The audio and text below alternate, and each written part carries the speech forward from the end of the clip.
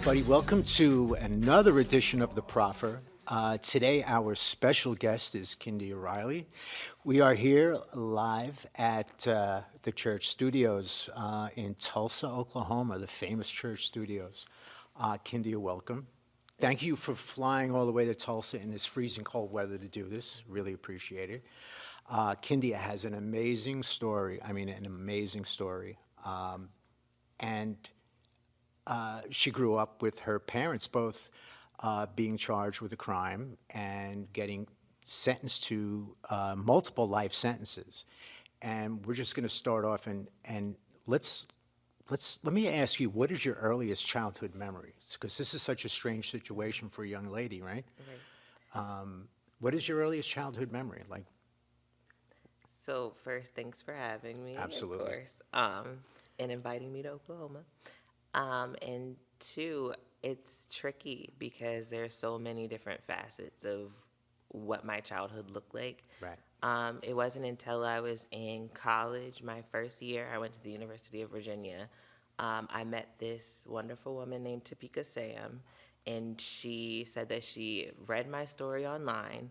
I went and of course I'll get into the background of it, but I had spoken to a couple of the people at University of Virginia about how I didn't really have a home to go back to for the holidays. So I created a GoFundMe, and when I created it, I ended up getting a lot of attention. At the same time, my dad, Daryl Riley, he got interviewed by Humans of New York, and they sort of coincided. Like, I posted mine, and 2 days later, he posted his, and it just gained traction. Topeka reached out to me, said, hey, I want you to come speak on a panel, come talk about your life. And I was like, what about my life is so intriguing that you want me to be on a panel?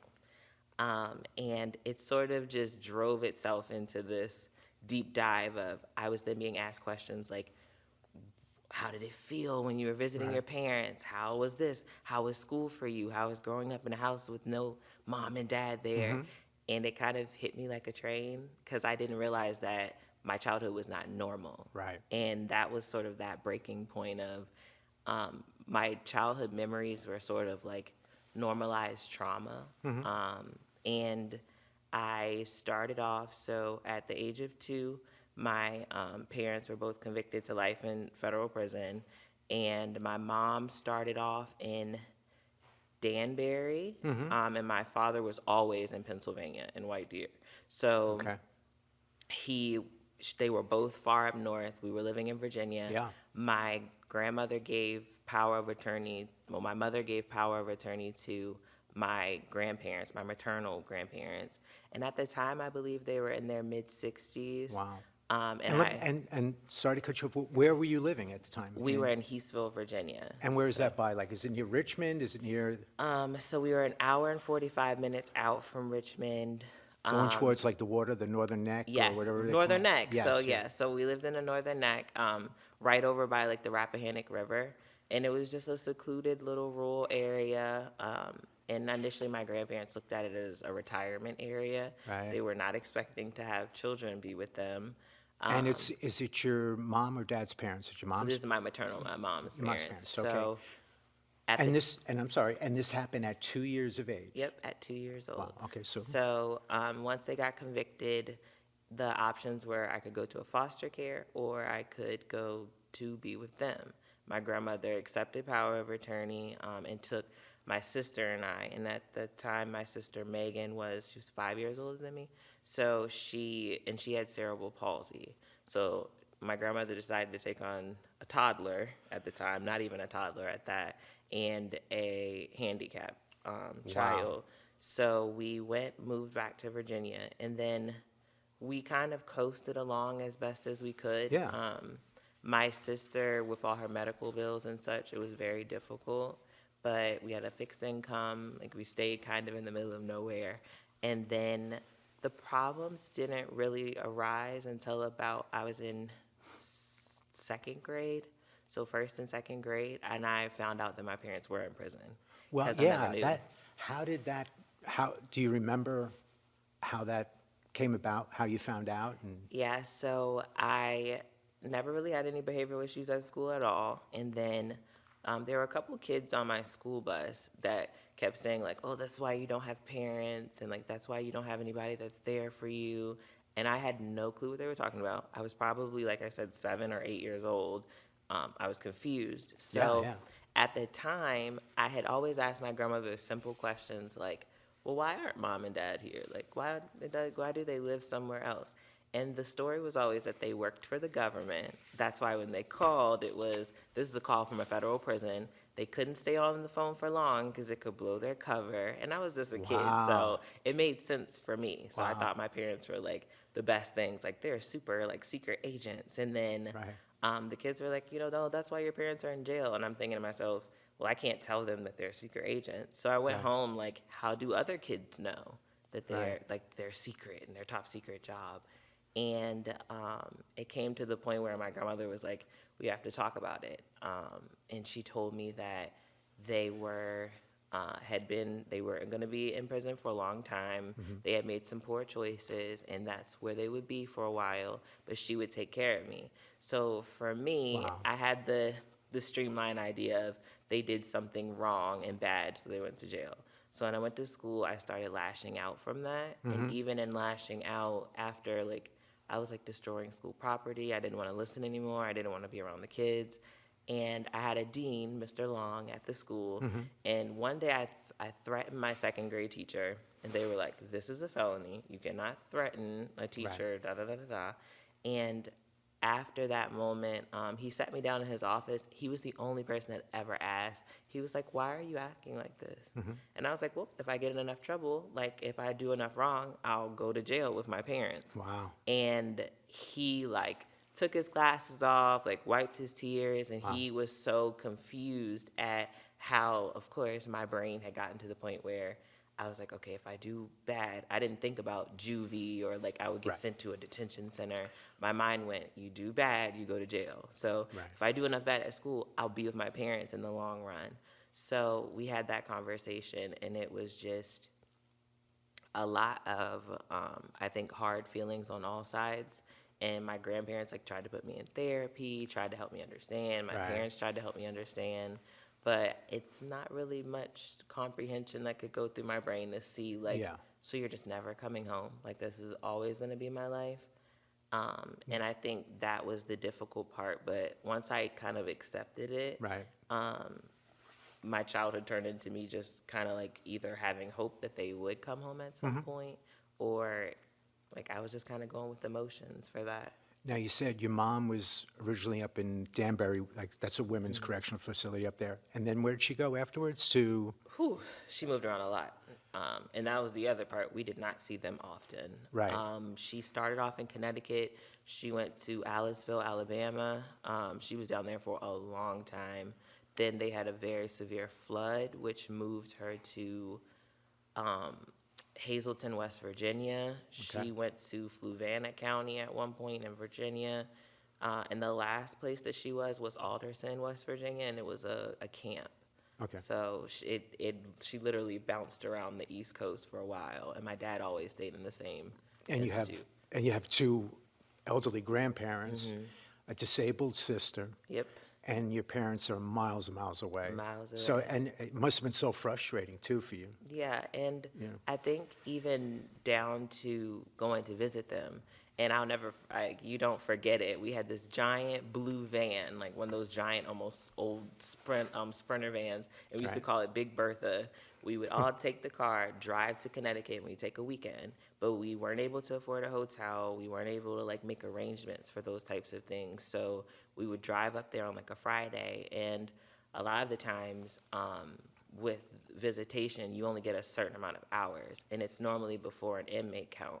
So if we got there like 5 minutes late, they would make us wait 2 hours to go see them again, and we might only get to see her for like 3 or 4 hours. And you know what? And I think you mentioned this before, the procedure to go to these places. Yeah. It's like demeaning. You get on lines, right, or you, Yep. whatever it is, so you line up, and then you're getting searched. Yep. You're getting barked at, orders, don't do this, don't do that, right? I mean, how did it go? Like, And yeah, so with that, it was always so like we slept in the van, we stayed there, we would Wow. go in, like and mind you, like this point, it's me, like my sister, two grandparents, and we're sleeping in the back of a van. And I think under age 10, it's like the thrill of, I'm going through a metal detector. Oh my goodness. Like by 18, I'm thinking, oh, like that was not okay. Like I was a child Right. sitting and like we would go in, you would have to get sniffed. So they wiped you down with this little like wand. You go through a metal detector, you get a stamp on your hand. Like I said, as a kid, pretty cool because it's invisible ink. But Right. you go through the front, and then they would just scan your hand, make sure that you're not running away or swapping places with someone. And then you would go in. I think the trickiest part that when I got older that was very difficult to understand was I never was able to really hug my parents. Because when you go in, there's no physical contact, no matter what age you are. There's no Wow. sitting on laps, there's no hand holding because you could pass something over. Right. So a lot of the times, like, I would walk in and like run to hug my mom or like well, I didn't hug my dad till way later, but like I'd run to hug my mom and the correctional officers like separate. And it was normally like 10 seconds. So I don't think as a child I really ever had the opportunity to really Yeah. like get affection from her, even when I did see her. And then in the places she was in, you weren't able to sit on the same side. You had to sit across. So most of our conversations were just us sitting on one side and her sitting on the other until time was up. But definitely not something that a child should go through, especially when it's, Yeah, I mean, you didn't do anything wrong, you know? And do you remember the first time how old you were? Where it was, I'm assuming you went to see your mom first. so going to see her, I don't remember the first time. I remember the most vivid times where it was either harder to like leave, like a couple Mother's Days where she would cry because we had to leave. There was one institute, and I can never remember the name of it, but she was there and they had like a little play area for kids to go while while you were doing a visit. And I went to it was like just a little fridge in there, a little oven, but like there was nothing that you could pick up and take back, but just things that were like bulleted, screwed on the walls. But I thought that was the best thing ever Right. that I could play. But I remember crying because I wanted her to come in there and they were like, she couldn't. And I was like, why can't I play with my mom? But I remember that as the earliest visit that I had, that I couldn't really understand the boundaries of everything. But other than that, like, we spent a lot of holidays together, like just trying to finagle around. But it was very difficult because once my grandfather passed in 2011, we never went back to see her because we didn't have the means to. Right. So the next time I saw her was in that 2016-17 range because it was well over 10 years later. My God. Wow. Yeah. What about your dad? Do you remember the first time you went to see him? And Yeah, so the first time I went to see him, I was 15, and honestly, just due to the circumstance, my grandmother wasn't that comfortable sending me to New York from the country. I had never really interacted with my father's side, at no fault of theirs, but my grandmother was very protective over, I don't know what's going to happen, I don't know what they could do, I don't know if they're gonna sort of like resent how your mother played a part in all of this. And it was sort of just a lot of fear. So when I did go up there, they did not tell him I was coming. And I resemble my Aunt Vita. So when I went, my back was turned when he came out, and he just thought I was his sister. So when he Wow. walked over, he was like he starts crying, and he was so surprised that I was even Wow. there, and that my grandmother had allowed it. That was the biggest thing for him. But it was just sort of a surreal moment of me trying to figure out. And you can't hug. Nope, can't hug. And I'll never forget, like, he wanted to, and he, like, went over and, like, pleaded with the correctional officer. Like, I have not seen my daughter. Like, this is my first time seeing her since she was a baby. And they were like, nope. And he was like, and I remember he came back to even test the waters of, like, holding my hand beside him. And they were like, you got one more time and you're out. And she's driven all this way for nothing. So it was just not, and, like, I was old enough to understand then. So it was just trying to sort of mellow out the rest of the mood of, like, it's okay, we can talk, I'm Right. here, and rationalize. But still, yeah, I mean, not to really, you wouldn't have even remembered your father hugging you or holding you when you were a baby, and now here you are, inches away and you can't hug. That's Yeah. so, it's amazing that, you can't even close that bond. It's like, it's, you know, it's a very sad thing to hear. Now, you were in high school at that time, right? Yeah. How were you doing in school? Great. So if it's one thing I was always been strong with is academics. So my grandfather passed from liver cancer in 2011, which left, me, my grandmother, and my sister in the house. So once he passed, the responsibility of bills and such came on me. So, and I graduated in 2015. So I was probably, I think, in either like 8th grade or 9th grade, like just going in. So I spent majority of high school working. So I had 2 jobs after school, and then I would go back to school during the daytime, work in the evening. I was helping take care of my grandma and my sister, and then that was like kind of like my trajectory. Like I was just in that loop constantly, but I was always like well off in school because that was my safe place. Like academics, go read a book in a corner, go do something. Okay. But the default was always like you do well in school because what else are you going to do well in? Right. Yeah, in my grandmother's eyes, it was very much like your education is all you have right now. Yeah. And how was your sister's health during this time? So she, I'll say she started off strong, but as she got older, like the cerebral palsy got worse. She got scoliosis. So the thing about her condition was that she was nonverbal. She wasn't able to, she was also immobile, so she could not move on her own. She could not eat. She could not speak. Oh, my God. So she was in a wheelchair. She ate through a G tube. She had set times a day she had to eat. She had to have a nurse, which is hard when you don't really have a feasible income at home. And we had to pick her up and move her around on our own. So by the time I was in high school, her health had kind of went down sort of a rabbit hole. It took a turn for the worse. And in 2015, she passed away that January. And just from getting a flu shot, she got a respiratory infection from that, and her immune system wasn't strong enough. And right after she passed, 3 months later, my grandmother was diagnosed with cancer. Oh, my God. And it was like a spiral of things happening. And she had, and I remember my grandmother just saying, like, well, it's almost time for you to go to college, and Megan is gone. And my grandfather's name was Samuel, so he was like, Samuel's gone. Like, it's just me, and I like, you guys don't need me anymore. And we were all wondering, like, have you been sick this whole time? And none of us ever knew because they knew how much of, like, she knew how much of a burden she would feel like. So once she passed, it was just sort of, because she passed 2 weeks before I graduated. And it was sort of this moment of, like, a crunch. Like, January happened, and I was like, okay, it's just me and grandma now. Like, I can take care of her.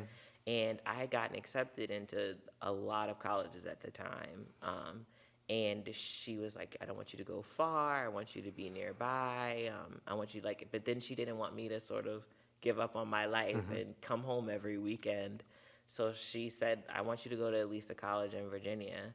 So I had settled at the time on the University of Virginia because they offered me a full ride. So I had settled on going there anyway, and it was only about 3 hours from Heathsville. So graduation had just hit the fan, like right around the corner, and 2 weeks right before she passed, and she had pancreatic cancer. So it was kind of just me in the house now. So grandfather, like both of my grandparents are gone that I've grown up with my whole life, and I've kind of always explained it as like my grandparents were my parents because my parents were strangers that I knew from, oh, you gave birth to me, and like I knew you for 2 years of life, and now I know you via telephone or very short controlled visits. So that whole maternal paternal instinct of like being together as a family, I didn't really get that from them. Right. I only got that from my grandparents. So once they passed and my sister passed, I was just on my own.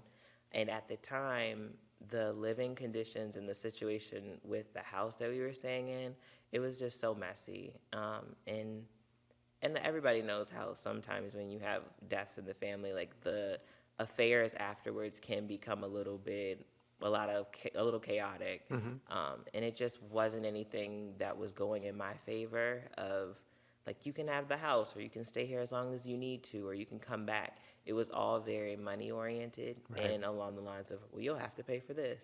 Well, property taxes are $3,000. Like, will you have that to pay? And I'm thinking I haven't even graduated yet, so I don't have money from this. I don't have money saved up because I've been paying for where I lived the whole entire time. So I'm like, I'm helping with bills and trying to help everybody else out and myself. So no, I don't have money for this. And they're like, well, you can't live here then. And that pushed me to reach out to UVA to say, I don't have a place to go. And they were so welcoming to say, like, come on in.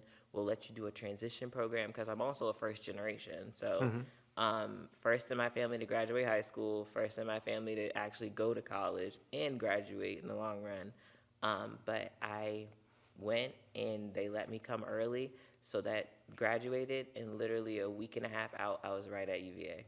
All my little bags packed, stayed there, and after that, I never came back. And it was just, I was gone the whole entire time. And that's how that trajectory sort of happened, where I didn't have toothpaste, I didn't have toothbrushes, because I didn't have that background or foundation to go back to say, hey, like, I need shampoo to wash my hair. I didn't have anybody to look to, and that's why that first winter break we had was tough, because they said, well, dorms are closed, you have to go back home. And I was like, I don't have a home to go back to. And it was so astounding for them to hear that, because they're like, what do you mean you don't have a home? And I was like, well, both of my parents are in prison, and sort of explaining that really loosely to them was astounding. Like, oh my gosh, you're saying that so calmly. And I'm like, well, this is what it's always been. And like, I'm also like grieving and mourning still. And they told me like they could get me a graduate apartment, and I stayed there for the rest of my whole entire academic career at UVA. Wow. So. Well, let me ask you this. What about your mom and dad's siblings, parents? Did you have contact with them, or? I think that my dad's side of the family was a lot more hesitant to, I don't want to say deal with me, but they had a lot more hesitancy based off of how my grandmother was with them. Also, just the blurred lines of what had happened with my parents, as far as why arrests were made, how they got where they were. The blame was kind of shifted on both sides, so I always heard both sides of the narrative. Like, it was your dad's fault. He was involved in this and got your mom involved. Then it was vice versa. Like, if your mom wouldn't have done this, he wouldn't have been in this situation. So I think there was a lot of sort of disdain, and it was a big rift between both sides that no one ever really looked at me on a paternal side. No one ever looked at me and said, this is like a responsibility we need to bear. Whereas my maternal side was so small that I was always in a position of, like, it was just my grandparents and I. And then my mom had siblings, but none of them were in a position to take care of a kid, a teenager, none of it. So they weren't very helpful when I did end up moving. I will say my Aunt Crystal tried her hardest, but she had 2 children of her own, and you could see that there was slight bias there. And yet again, like, no fault of hers, she didn't mean it, but she was also grieving too. And I can only imagine what she was going through. In terms of thinking, you know, well, like, here's another kid I have to try to take care of. And as time went on, like, and they didn't have the money to support either. I never really thought to reach out to my dad's side because of how stretched and strenuous our relationship was. But for my mom's side, I didn't really have much support. And the few cousins and stuff I did have, they were all just getting on their feet too. So. Were you ever mad at your dad based on your grandmother's, her, obviously, she blames your dad for getting your mom in trouble, so did that rub off at all? Did you feel, or all you know is you love your dad? No, I think I was so flexible, because my grandmother, I will say, she was very peaceful, but I always had a lot of flexible understanding from them. I think that I was never mad at him as a child because I didn't understand. But once I got older, I think that I did sort of get that resentment of, like, this is so unfair. Like, the harder things got and the worse off I was by myself. I was like, why do other kids get this? Or, like, watching people go home for just, like, even Valentine's Day. Like, I'm going to go be with my mom. Or, Right. like, an Easter Sunday. Or kind of, I think as I got older, the jealousy set in of everybody else has people, and I was just always by myself. Right. I didn't really have like any type of refuge or safe place to go to. It was kind of like I was always creating my own. And I used to term it as I was very nomadic. Like I didn't really have a settled place. I was just kind of always on the move. But for him, I don't think I really like harbored any type of like ill will towards him. It was just that moment of like, for both of them, why would you do this and put me in this position? Yeah. Like, and I think for my mom, it was a lot harder for me to understand because I was like, you were pregnant and in a situation that you could have avoided. Up until the stint of 2 years later, we're in this situation of like, did you guys even think of me or consider like what your actions had, like what the consequence was? Right. And I haven't really, every time I've kind of tried to bridge those conversations as an adult with them, it's very hard to navigate. Yeah. Because it's even hard for them because they just got home. And I know that they probably have a lot of like hard, hurtful feelings towards it too. Right. Because they have to feel like, you know, they left their kid behind. But growing up, I don't think it rubbed off because I will give it even though the stories were very twisted and biased from each side. Right. Right. They never tried to sway me one way or the other. But I definitely heard worse stories about my father's side, and it was always like, oh. And then as I got older, I started to hear the other side too, like, well, your mom did this as well, and I started to understand a little better. Right. So I don't think I ever really had any type of like bitterness towards them at all. It was more so just like, why did you guys let this happen to me? Right. Yeah. So you know now that I actually arrested your dad, Yeah. and the circumstances are strange. I was working at the Drug Enforcement Administration and the New York Task Force. The task force was comprised of agents, members of the New York State Police and the New York City Police Department, and we conducted long-term investigations on narcotics traffickers, and I was assigned to a Colombian group. We would seize roughly maybe 800 kilos of cocaine per year. You know, maybe a good year would be we'd hit $1 million in cash. We seized cars, we seized property. And so we were always looking for the next target. We had high-level informants. We'd get them a number of ways. They'd cooperate on cases. We'd get them from they'd walk into the embassy in Colombia and want to cooperate, want to make some money on the side and give up information about the different cartels they might have been working for. And so we were up on a wiretap of a Dominican guy named Juan Soriano, and he looked like Shaq, the basketball player. And he even changed his driver's license to John O'Neill and said that he was Shaquille O'Neal's brother. So here's this guy, he's a Dominican guy, looks like Shaquille O'Neal, and he is a multi-kilo guy, but not a major guy, maybe a 50-kilo guy or something, that's nothing to sneeze at. That's a lot, but it's not what we're looking for. And we get probable cause to go up on his phone, and we're listening to all his phone calls, and the Colombian connection falls apart. His organization is kind of hurting. He took some hits.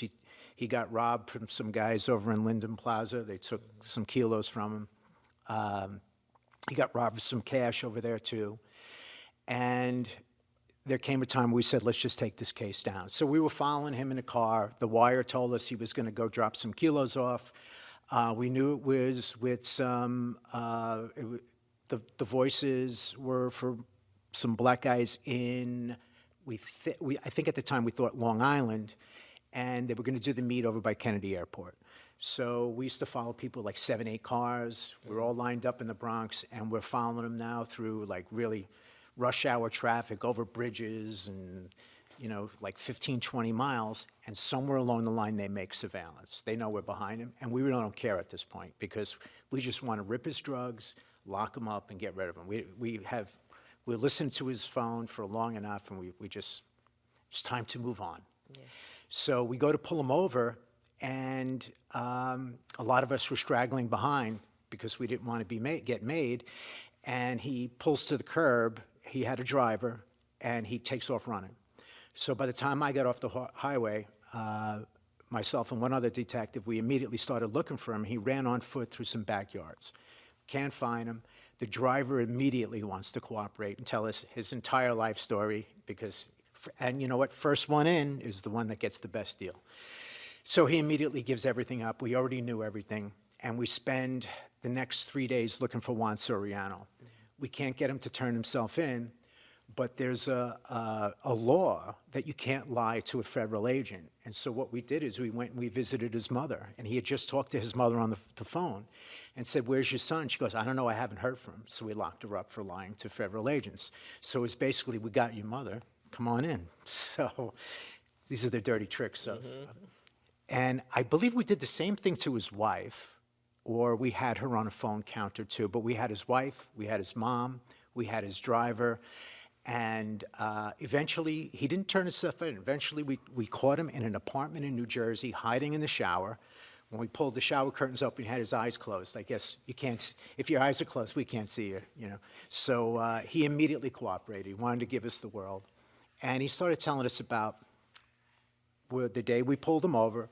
He ran into a house that was a stash house for two guys in Long Island, Armel Walden and Rashala Walden. And those are 5%er names. I don't know if you know anything about the 5% Nation. And they were affiliated with guys from East New York who were also 5%ers.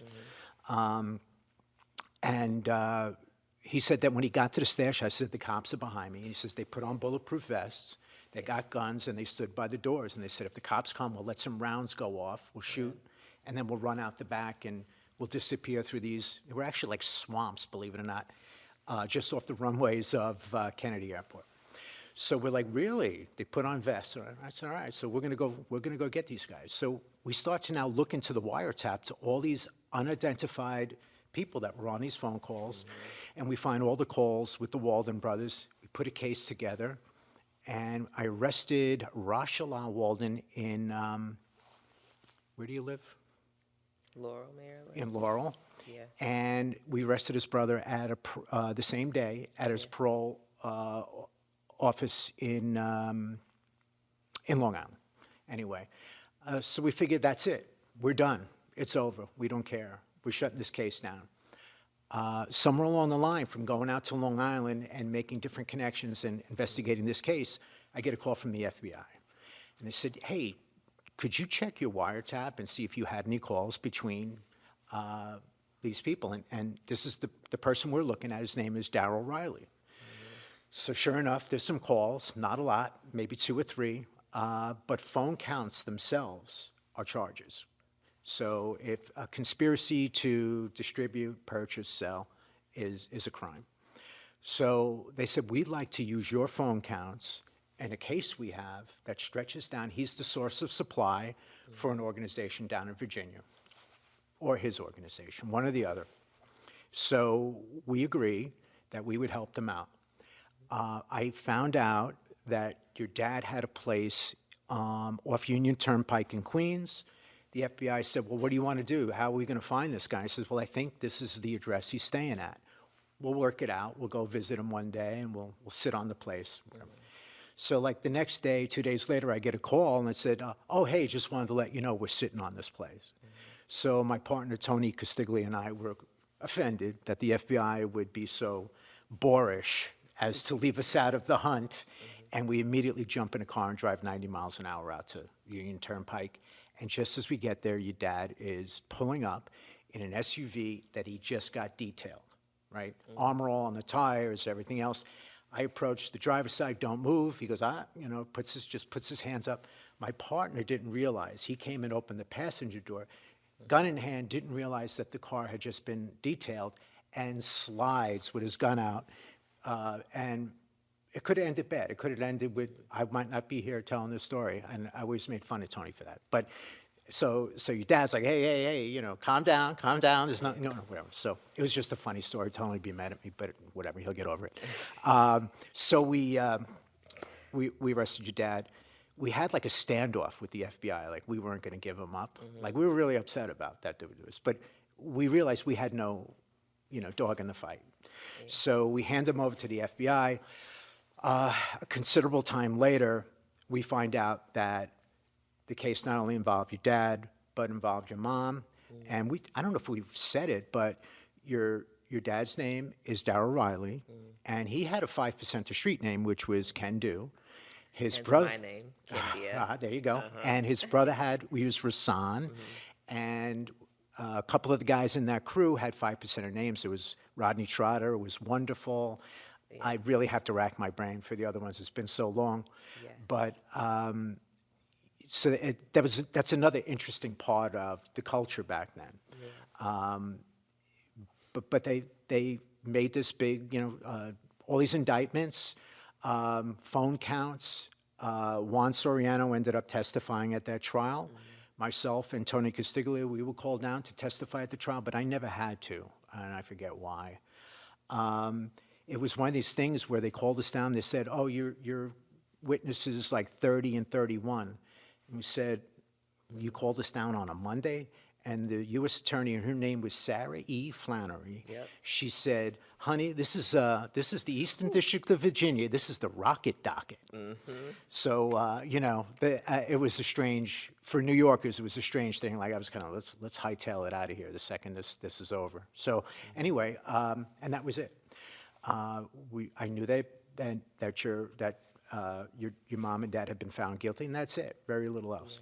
So over the years, I had ended up getting involved in investigating people who extorted from drug dealers, from rappers, and some famous guys in the game. And I know that one of them, his name was Walter Johnson. His street name was Tut. And Tut was a guy who robbed drug dealers and did all sorts of things. And I had found out that he had robbed your dad's organization. And instead of retaliating, your father had said, "Let it go. The second you bring violence to this game," and he had guys that were pretty fierce guys. The cops are all over this. We're not going to do anything. We're going to stand down. So, with that being said, there were allegations that there was some violence attached to the organization, but my recollection is that he had a couple of crazy guys from the hood. I mean, these guys grew up together.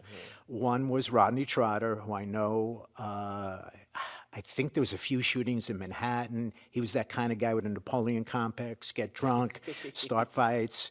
And I know one, though, that ended up with, I think he was chasing somebody out of a club in Mineola, New York, and they closed the door on his hand. He had his gun in his hand, and the gun went off, and he shot the person.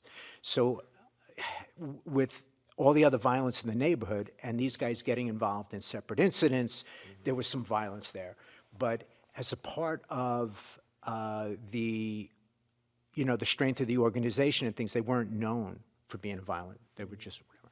And so you weren't around for what was going on in the streets back then, but it was a very dangerous era in New York City history. A lot of people had the smarts, but not the education.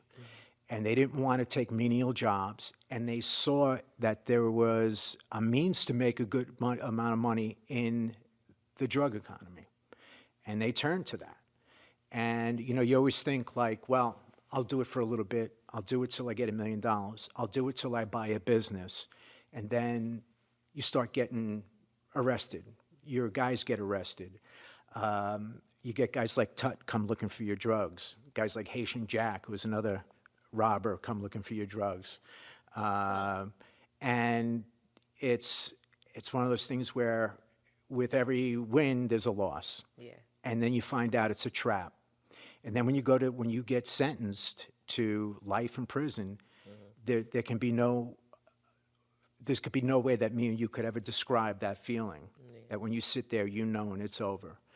And when you go in there and you go to the cell for that first night, how crazy and horrible that feeling must be.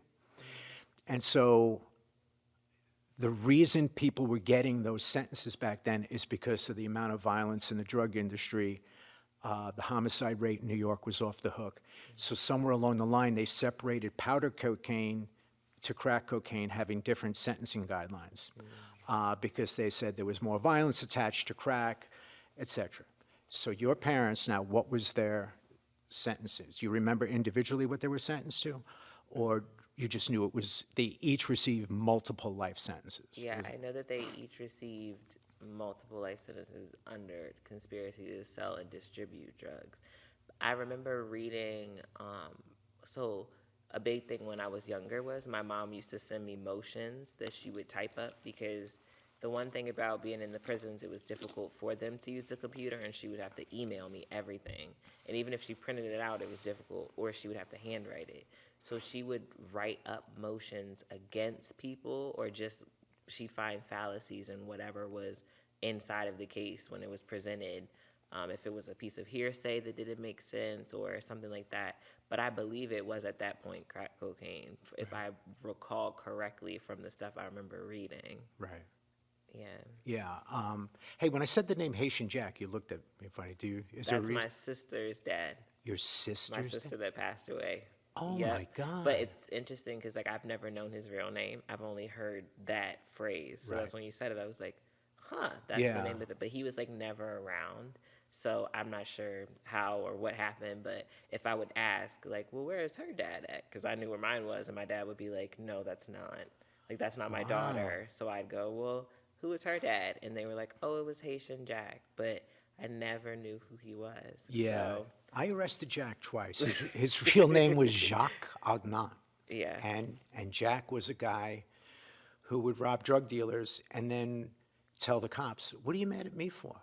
I'm robbing these guys. I'm doing your job for you, you know? And, of course, when he went to rob drug dealers, I'm sure he took their drugs too. You know? Yeah. But he was one of the most notorious guys in the music industry, friendly extortion game, and things like that. It's funny because I'm like, oh, does my mother have a type? It makes you go back. What's your type, ma'am? Yeah. But yeah, and then also Armel and Rashala, one of them passed away. Yeah, so now I don't know how you would know them, but so here's the Yeah. thing. Rashala was the one who passed away. From what I heard Yeah. is, I think he got out early because of respiratory issues, and they were having him in a prison with COVID that it was, you know, detrimental to his health, and he ended up coming out and dying, I think, from complications from COVID. So I will say I did a lot of research when it came to my parents because the more I would come out and talk, it was more of those people coming up to me saying like, I knew this person and I knew them.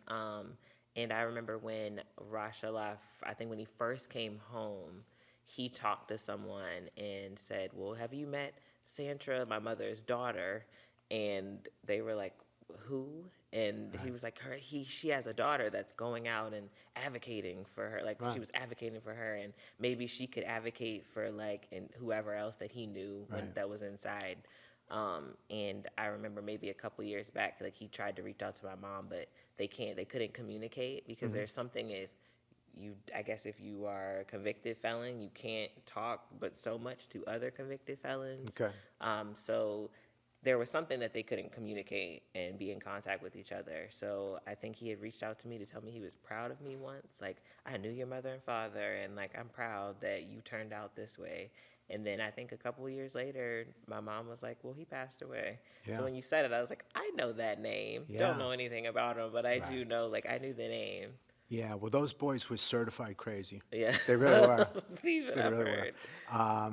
But you know, it is, we are a product of how we're raised, Yeah. you know, and the circumstances around it. And I don't want to insult you with this question, but what if your parents just got arrested here and there, let's just say 5 years here, how would you think your life would have been, you know? Meaning if they were home. If they were home, but they were having trouble with the drug game, or they were having trouble in their relationship, or, I mean, it seems to me on the outside like your grandmother and grandfather really, I mean, you couldn't ask for a better situation that to come out of a complete disaster. You Yeah, know? and I reiterate it all the time. If I could go back, change the circumstances, I would not. Because My father will say that if I would have grown up under him, I would have been a spoiled brat. And he stands by it until this day. He'll say, if you were here, like, I would have spent all this money on you. You would have been in a more fast-paced environment. Because if he was home, I would have lived in Virginia for a little bit with them, and then I probably would have moved to New York, which meant I would have been in probably Brooklyn or Queens, and it wouldn't have been the best environment for No. me either. And my grandmother used to say that when I was like around like 4 or 5, I took a lot of interest in academics, especially like literacy. I was always trying to go to the library, and we lived in a small town where the only thing we really had was the public library and like a food line and such. So I always wanted to go to the library and just sit, and I would sit there for hours. And they became good friends with the librarian, and like my grandmother would go run errands. I'd stay there just reading all day.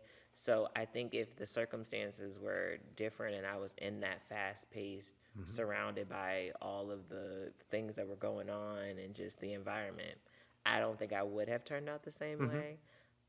And also, I forgot to mention earlier, if my dad was like nonviolent, he also had 4, so I have 6 siblings total. He had 4 siblings before me, so I have 2 older sisters, 2 older brothers. And at the time, I'm assuming my dad wasn't on a violent track because of the fact that he had a family to take care of. Right. And he did not probably want harm to come to any of us. Not enough so to stop him, right? But like enough to No, be like, it's I'm not gonna put them in harm's way if it's Yeah. just correlated to this in the long run. But I do feel like if I would have grown up around that, it would not have been the same as me just growing up sort of in a quiet neighborhood, Right. older, more sort of complicit adults where they were just like, we're here, and they weren't going out all the time. I sort of got like the wisdom and maturity from them versus kind of being in and out all the time or just running. And I think the fast pace would have been a lot for me, but I don't think I would have had the same advantages as from where I was. Yeah. So there came a time where, as a retired NYPD detective, I can't relive those days anymore. We had some really exciting times and stuff, and I started to think about what could I do to relive those days, but find out what happened to some of the guys I arrested. And I would hear things from the street, like from different people or about guys who got out that I knew, or I stayed in touch with some people who cooperated on cases. They got out and they either went back or they didn't, and they had, a decent life afterwards. And so I wanted to start doing things like this. So I initially reached out to some people here and said, hey, why don't we do different types of interviews, and I'll do like a true crime side, and you can do this or whatever. And so when I was looking at your dad's, looking for your dad and seeing if there was anything out there, I came across this video that I found of you, that I found on a site that, it was a miracle that I found it, by the way, but it was you on like a Zoom call in front of a huge audience telling the story. And I got choked up for a second because I said to myself, like, I did this in a way. I felt like immediately like I did this to this young girl. Like I felt guilty. I felt bad. And then once I rationalized and thought about it, it was okay. But to see the other side of the situation, to see little children being hurt by, the drug economy, the drug dealing, the judicial system, like you said now, not being able to hug your parents, things like that. It's like devastating. But when I found this out, we discussed it, and they said, well, you're probably the best person to do the interview because you know the background and stuff, and that's why we're here today. And your story is so powerful, and I got to ask you, how did it come about where you started to get involved in your parents' cases, or at least your mom's, and who did people reach out to you? How did you find people? How did you become an advocate? And And I will say too, as far as like also earlier, like saying like if it would have been different, so I had an older brother that I didn't even know about until my dad did the Humans of New York article and interview, and he sort of, and it caused so much rift between my siblings and I, which is always, it's gonna get there. So and it's only because like in the dynamic of things, I was at one point the youngest sibling before my little brother was born 2 years after me. So it was already sort of like that favoritism, like that's your favorite daughter, like you're always with her, because I had older siblings that were used to him being there all the time. But he said in his Humans of New York interview that it was like I had an older son. He decided to follow in my footsteps, and like it didn't end well for him. He tried, like he ended up getting killed, and I was like, I never knew that at all. But then at the end, he's like, but I have a daughter at the University of Virginia. She has a 4.0. Da da da. Like, and he sort of like started rambling, like it's all in the trajectory of your choices. And I will say for him, as far as going through the motions of, he already had a platform in a way because so many people knew him in New York. My mom was kind of on the back end where like you might look her up, and like I think Fed magazine did like an article on her which made her have like a mini platform in a way. But so when it did come to the point when I met the lady I mentioned earlier, Miss Topeka, when I met her, she was already tapped in. So she knew my mother not personally, but she was in Danbury camp. She was in prison for, I believe, 10 years, and then she came out and was really working on reentry and reintegration into communities in an actual, like a rehabilitative way, not just you come home and you go to a halfway house. Right. She was trying to find better ways that they could come in and get resources to learn how to navigate technology, jobs, and she actually started this lovely business called Hope Houses for reentry. But she came and said, hey, you have a beautiful story. The things that you've went through are wrong, and you need to speak on those, whether that be amongst lawyers, amongst prosecutors, like so many different realms that she took me in to say, these people don't know what you've been through because they don't think about it. They persecute the people that they need to, and then they're done. They don't think what's happening to your children, what's happening to your family, what's going on. You need to go talk about that. And I kind of started traveling around, but before that, my mom was really like, she was basically her own lawyer. We didn't have money to go hire lawyers to try to get us out of, like, get them out of things. So a lot of the times she would send me stuff, tell me to send it to, I think his name was Judge Hudson, Henry Hudson at the time. But like, and I think he passed away too, which is sad.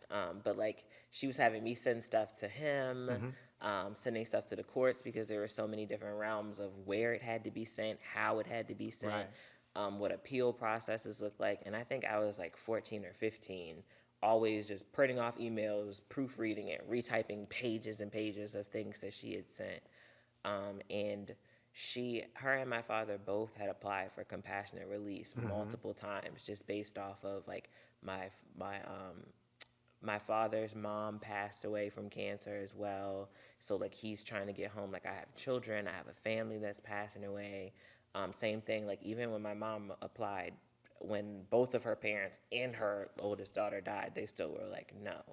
Right. So I was just kind of in the middle trying to navigate the outside world because it had changed so much for them. They didn't know like, oh, you can do this online now, or like this is what you need for this, or someone would get back like, you need this file number for this. And my mom's like, how would I have that? I'm like, oh, I can just look it up on the computer. And she's like, how do you do that? So they were so far removed from how the world was that I was kind of like the go-to on the outside. I'll give it for my dad. My mom and I were much more a team. My dad was, I don't want to say he had kind of given up, but he was over trying. Like he did not want to try to come home. He just was kind of that overarching, like positive figure in the prison at the time, where he was just sort of like, you guys can make a better choice. Like, get out, go do the right thing, don't come back. But I feel like he settled into his role so much there that he didn't even think about coming home until, like, maybe he had, like I said, given up. But my mom was not the one to give up. So I feel like when I started going out, I had went to start speaking on the panels. I was talking about like how it affected my mom, how it affected me. I started talking to different parents that had been in prison before and came home to their younger children. And like amongst all the tears shed and everybody, some people would be furious, some people were like crying tears of joy, some people were like crying because they felt like personally Right. not attacked but like personally affected. Like I understand, like the empathy was there. And I think that gave a lot of traction to it because people started realizing. And then also small parts of the case, like even with Flannery, like she got fired for misconduct, and my mom was like, "Oh, that's an opportunity, that's a Did she window." really? Yeah, so she's gone. So my mom, I remember, and it had to be maybe like 2000, I want to say 14, like either it was like 2014, 2015, and she reached out like right Wow. before, and she's like, "Hey, this just happened. I know this because they had to update me to let me know. We will be sending this in because these are the types of misconducts that are there." Like, and like I started learning about some of the parts of the process, but I'll say that for me it was more so just understanding what was all the different parts of it, but then me going out and sort of standing on that bench for them and going, like, this is what happened to me as a result of them being gone. And I think that opened some eyes for people Yeah. to go, okay, like, if she does send an emotion, let me go do some digging. Okay, I see her daughter is out here doing well, trying to figure out, like, her life in the realm of all of this occurring. So I think that's the best way to Yeah. sort of sum it up. You know what was strange? Sarah Flannery, she had this woman working with her in her office who was not an employee of the government. And so she introduced this woman and said, "Hey, she's my friend." I think the woman like sold insurances. I don't even know what she did, but she's going to make copies. She's going to do this, and she'll call you for this and that. And my partner's like, "You did never get away with this in New York." You know what I mean? Like, and we just thought it was odd. And now that you mentioned that, I can only imagine what it was. But you know, about 2 years ago or so, I got a call from a couple of street guys. They got me on a conference call, and they said, "Listen," and I don't know if this is even true or not, but they said Mike Tyson was willing to put money up and help to get your dad out of jail. Would you be willing to testify on his behalf? I said, "Yeah, I don't have a problem with it." Like, how many years has it been? They said, like 20 years. And I was like, absolutely. Like, I said, the only thing I would be concerned about is if there was violence in his jacket. And I don't recall any. And like I said, there was a time where these guys in his crew did crazy things. But at any rate, I think it's great. Well, I mean, the fact that you endured all this, that you had a 4.0 average. By the way, no one likes a bragger. I got to tell you that right now. But a 4.0 average in the University of Virginia. I mean, when I was in school, I had a 4.0 alcohol level. You know what I mean? I couldn't go near that. And the way you handle yourself, you have such a powerful message. And I'm so glad that we had the opportunity to share both sides of like our story here. I think it's really cool. I'm so happy you came. Thank you. And we're going to go out. We'll have dinner after this and enjoy the cold winter here in Tulsa. And anytime you ever want to come back, we'd love to have you. And God bless you, your parents too. Thank you. You give my best to your parents, and tell them that I think we had something positive here today. Okay. Yeah, All right. absolutely. Well, thanks everybody, and we'll see you on the next one. All right. Thank you, Kyndia. Thank you.